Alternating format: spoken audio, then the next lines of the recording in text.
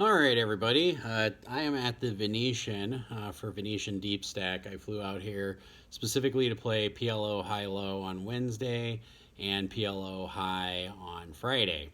It's 3 o'clock in the morning. I'm absolutely exhausted. I've been up since 6 in the morning. I played cash for 6 hours, lost $600. Didn't really have too many hands to talk about. And then I decided to buy into the PLO tournament. Now, one of the things I do as a strategy that's I encourage a lot of people to do if you really want to get good at PLO, especially when the blinds are like 100, 100, 100, and you have 20, 30,000 in the starting stack. I play every single hand pre-flop in a high-low or a high tournament until level 4. I did fold one hand, deuce, deuce, deuce, jack. Wasn't suited either. But I play every single hand for the first 3 levels. Now, you might say, why would you want to do that, Josh? Well, when you have a starting stack, for example, of $20,000 and you literally have 200 big blinds, Omaha is a game that there's just so many opportunities that you can double up, even when you have 200 big blinds. I can't tell you how many times that's happened. Now, tonight, that didn't happen. I had 3 bullets in this tournament. The first 2 bullets, bullet number 1, played every hand. Even if it was raised, I still played it because what are they raising? 300, 400? Even when the blinds get up to 100, 200, what are they raising? 500, 600? You still have so many big blinds for a starting stack. And it was a super tight, super nitty table. My third bullet, I got moved to a different table, finally. I was very thankful for that. And I just sat down and I said, you know what? Part of what cost me a little bit was not 3-betting. And because we were playing PLO high-low, the general rule I have in PLO high-low is if you have 3 and 2. Okay, 3 and 2. Remember that, 3 and 2. PLO high-low is really easy to remember. So what's 3 and 2? 3 is 3 to a wheel or 3 to Broadway. And what's 2? 2 to a wheel and 2 to a Broadway. So if you have 3 and 2 of either of those, you pot. And it doesn't matter if somebody bets in front of you, you raise. So, for example, what about Josh? Josh, what if you have ace 10 jack 5? Yeah, you still pot. You might be a dog every once in a while against like ace deuce or ace deuce 3 king. But yeah, even if you have ace 10 jack 5, you still pot. Or if you have ace 10 4 5, you still pot. What if it's not suited? Even if it's not suited, you still do it. That's my philosophy. So I sat down, I believed on my third bullet, I was like, I'm going to play like Honey Badger. In case you guys don't know, Honey Badger don't give an F. And so I decided just, you know what, 3 and 2 roll. Every time I got 3 and 2. And sometimes it was like ace, king, 3, 6. 6 is one of those cards I really don't like because you don't have 3 to a wheel. But if it's suited with an ace or a suited king, I'll go ahead and rip with it. And anytime you do well in a tournament, you always got to look back and reflect upon. Usually there's like 1 or 2 hands that were key in the tournament that you either won or that you lost that really cost you the tournament. Really, the tournament's boiled down after registration's over, which in the Venetian Deep Stack there's 8 levels of registration. But after registration's over, there's really 1 or 2 hands that are going to make or break you to get either to the final table, into the money, or win the tournament.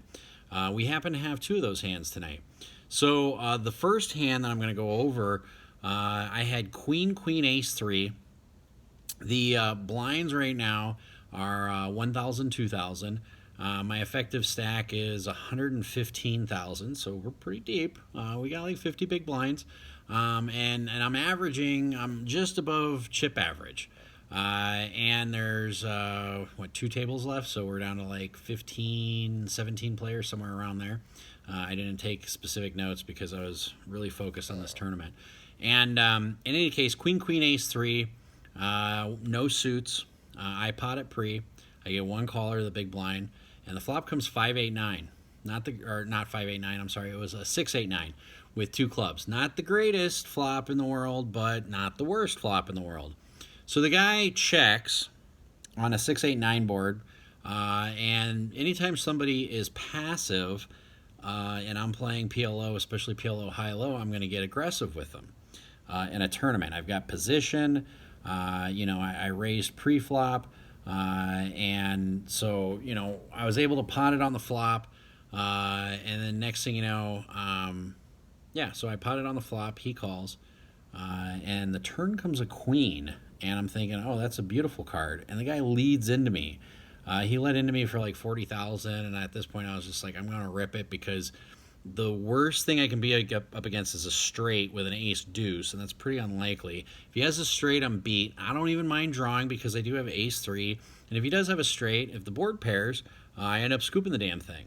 And I think when he bet, it wasn't 45,000. He bet pot, which was like 80,000. Then I had like another 20 or 12, 11,000 behind.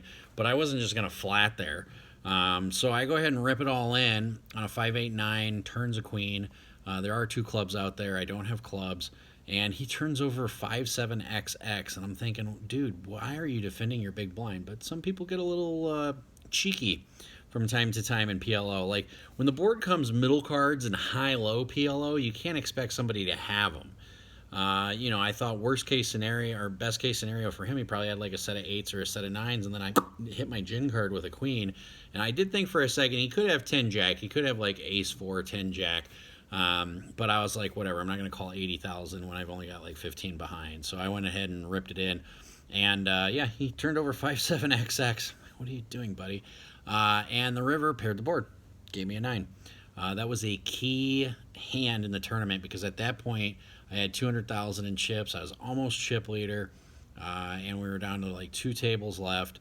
And I have to apologize. I think the blinds were like 3,000, 6,000 now that I think about it. Yeah, because I made it 20 pre, and then I bet 30 on the flop. That's what happened. My apologies.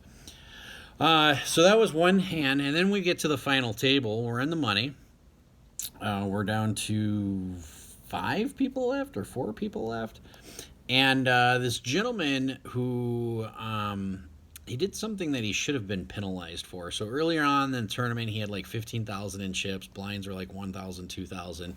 A table breaks over there. This is right as registration was ending or had like 5 minutes left. He gets up, he walks over to the table, looks at the table number. He's only got 15,000 in chips. Walks around because he would have been the big blind and waits till the cards are dealt and then comes and sits down. Another player called the floor, which was the correct call. The floor should have put him in a penalty for a whole round and forced him to post his blinds, but they didn't. But this gentleman, just whatever happened, he ended up getting fourth in the tournament. But we get down to 4-way action, and I have ace 3, 7 jack with ace 3 of diamonds. And he pots it pre-flop. Now at this time, blinds are 4,000, 8,000. So he makes it, 30, or he makes it 35,000. I go ahead and flat. I do have 100 and, let's see, I had 90. At this point, I had 200,000 total. And there's only 1.5 million in chips left. Keep in mind, we're down to 4-handed. And the flop comes 10-8 deuce with 2 diamonds. I lead out in pot for 91,000. The guy rips it all in, which I snap call because I'm like, I got a gutter ball, I've got a low draw, I've got a jack in case as like an emergency. I have a 7 as an emergency. And he turns over ace king 3-9. So he is beating me with ace king, but I have a lot of outs. And turn is a blank, and the river is the queen of diamonds, and we end up scooping that. Now, he made a misplay because if it's ace king 3-9, I bet pot for 91,000. I still have like 120,000 left. If he just flats there, it probably goes check on the turn, and then on the river he can save himself about $120,000. But karma caught up with him for purposefully missing that big blind, and he ended up getting fourth, and I ended up getting second. So those were the 2 key hands in the tournament. Again, one of the biggest things I coach people on or teach people, which is part of what this vlog is supposed to do.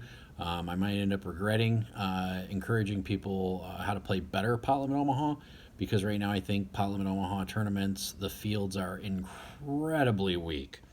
When you get down to like the last 10% of the field, it's amazing how many people make really big mistakes and how there's so many leaks in their games. Like the ace king 3-9 that the guy had, you're drawn to the nut low, but you really don't have a high. Like sure, ace king was good there, but like if I have ace 3-10, if I even have ace 4-10, you're still drawing, and you're not drawn to a flush at all. But in any case, So in that situation, he probably should have flatted, but he was a little inexperienced, and that's one of the biggest differences in PLO and Hold'em. In Hold'em, you get down to like 10% of the field, or you get down to the final table. Everybody is so close in quality of play that there's not too much of a difference between players. But in Omaha, there's a significant difference. So I hope you guys who are following this vlog decide that, yeah, you need to start playing some Omaha tournaments. And always plan on 3 bullets. When you do an Omaha tournament, plan on 3 bullets. I don't know why. I've talked to like Andrew Moreno, who won the Win Millions last year. I happened to sit next to him in a tournament back in like September, October of 21 for like 5 or 6 hours, and I got to pick his brain. And no matter what he buys in for, whether it's a $10,000 tournament or a $1,200 tournament, he just plans on 2 to 3 bullets per day if there's multiple days of registration. And so since I've talked to him, I've adjusted my game just to plan on 3 bullets for PLO. Not only that, but after your second bullet, you can just be like, I'm going to be like Honey Badger and screw it. Like you make an adjustment with how everybody was playing, and everybody was playing pretty tight today. So, but yeah, we ended up getting second. We bought in for 400, then 400, then 400. So we were in for 1,200. We were out for 68.86. I ended up chopping it with the chip leader. Guy hadn't won a coin yet, so he got a bronze coin from the Venetian deep stack. I got second. We did an ICM chop. It's also 3 in the morning, so I'm exhausted. And because I've been up since 6, so now I'm going on 21 hours of continuous poker play, literally, because I got up at 6 and started playing cash until like 1:30, and then the tournament started at 3. So I had a little bit to eat, but in any case, there are a lot of tournament players that'll tell you shouldn't play cash when you're playing tournament. As you guys know, my background is primarily in cash. It's easy for me to flip the switch. But yeah, in any case, hit the like and subscribe button. I appreciate everybody. Yeah, Friday is the $400 PLO at the Venetian, and we're hoping to take that one home as well, or at least get first, second, or third. I always like to ship them rather than getting second, but again, exhaustion. The guy gave me like an extra, I think it was like $900. Like he got 7,800 and I got 68.86. So the difference between first and second was like $900. I'm like, dude, I'm tired. You play, and he played amazing. His name's Leo. If you ever see him around the Venetian, really cool guy. Played really well, like really, really well. And when we got to the final table and there was 8 or 9 of us, I thought to myself, me and this guy are going to be the ones chopping this tournament. I just had that feeling, but it does feel good to be up basically $5,600 in the tournament. So thank you very much for following me. And again, don't forget to hit the like and subscribe. Peace.